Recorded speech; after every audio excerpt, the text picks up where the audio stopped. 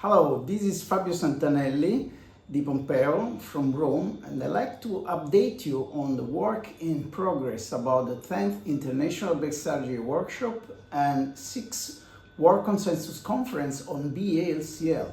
We are working very hard on the program, and we have more than 58 faculty members participating, which altogether give to the program a total age index of 1,500 approximately.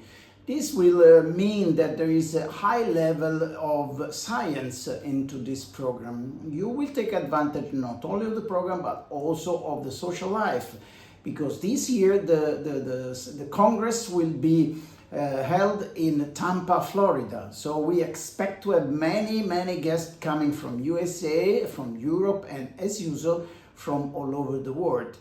The Congress, nevertheless, will be in hybrid format, so in case you will not be able to join in person, still you can get online with the Congress and see the Congress real time on streaming on YouTube by linking to our website, which is the ibsw.it, and then you can get the link to the meeting and watch the meeting for free. If you like to join in person, we would love, and you will participate actively to the discussion and meet in person the faculty members. So looking forward to have you in Tampa.